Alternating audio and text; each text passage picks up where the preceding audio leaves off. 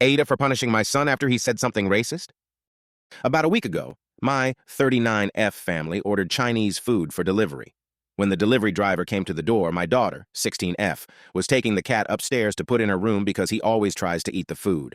My son, 13M, loudly says, "Make sure to hide the cat from the Chinese guy," as I am at the door getting the food from the Chinese delivery driver.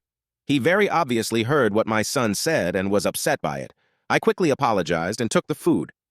I told my son that racist jokes were completely unacceptable and very wrong, and he refused to admit that he was in the wrong.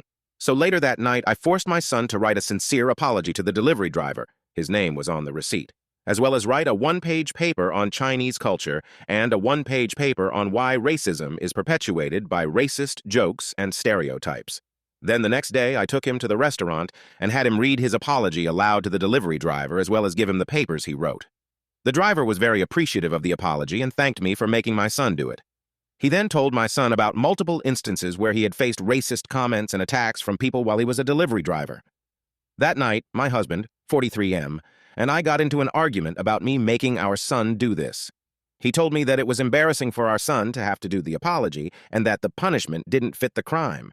I told him that it was much more embarrassing for the driver to have to face that kind of racism and racist stereotypes and that our son would get over the embarrassment. I do not condone any kind of hateful thinking in my house, and the fact that my son said that embarrassed me as well. My husband told me that it was just a joke, and it wasn't that big of a deal. I feel like I might have overreacted some, but I think it's important to help my son understand how what he said was wrong and hurtful.